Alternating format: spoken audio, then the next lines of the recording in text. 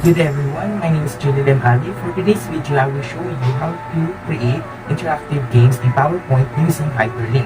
So let's start. May ginawa ko dito. For the first slide, may ginawa ko title which is the Empowerment First Edition, and I'm also the host. And may ginawa na rin akong instruction.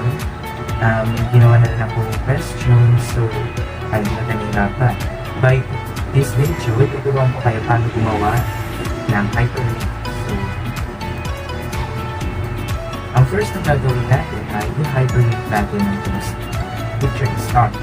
So, punta tayo sa insert, then click hyperlink or action, then click natin hyperlink to tapos slide, click natin slide, then i-hyperlink natin siya for the question number 1 which is the slide 4. Okay natin. So, punta tayo sa slide 4. Ito yung question. So, lalagyan natin yung points.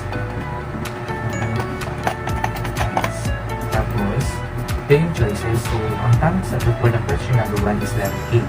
So, ito yung hyperlink natin ito. Hyperlink natin siya. Ganun lang yung ginawa natin. Hyperlink natin siya sa slide 5 which is the correct answer. Next is yung highlight na ang incorrect answer is letter B, letter C, and letter D. So, yung hyperlink natin siya sa slide number 6 which is the survey word mark. Ganun lang din gagawin natin. Highlight, then slide 6, okay, then highlight natin ito, slide 6. So, gagawin natin, na-highlight na natin ito, then proceed tayo sa, gagawa tayo ng next icon. So,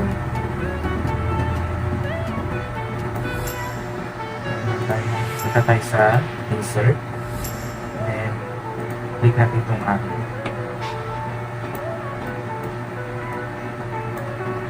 Tapos, ito, click natin ito.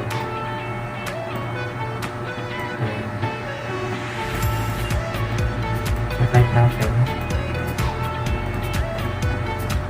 Mas magandang font ang gagawin natin yung short part. So, click natin. Click.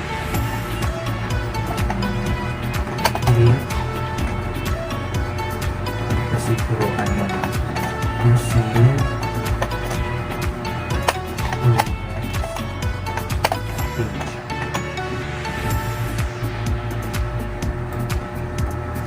Medyo natin ito. Ayan. So, i-hyperlink natin ito. Punta tayo sa insert. Hyperlink. So, the question number 7. Slide number 7. Then, ayan. So, meron na rin tayo ginawang proceed to previous page. May hyperlink natin yun. Kung saan parang pwede silang mag-ngulit kung sakaling mali ang sagot nila. Hyperlink natin sa slide number 4 which is what I was natin para matama nila yung mga nila sagot nila. So, pwede nila ulit-ulitin. Then, next is nung una, in-hyperlink natin congratulations for slide number 7. And dito, magawa tayo na another arrow. Tapos, lalagay natin is next.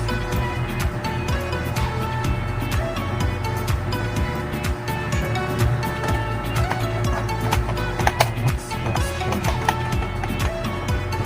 So, para hindi masyadong lagyan natin ng kulay. Ibayin natin kulay. Shade fill, yellow.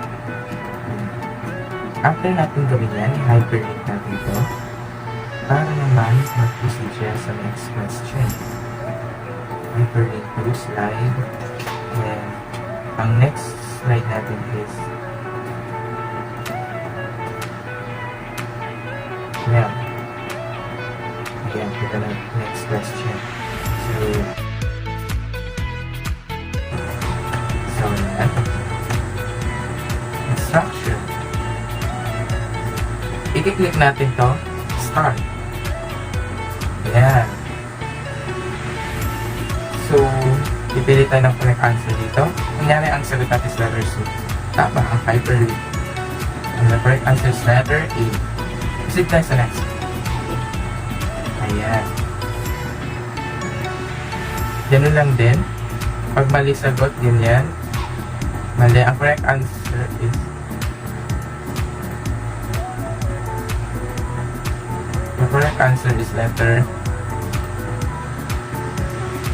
mali yan. So, don't count sagot. Letter B. Next question. Ganun lang yung gagawin natin. That's all for the video for today. Sana may natutunan kayo sa lesson natin.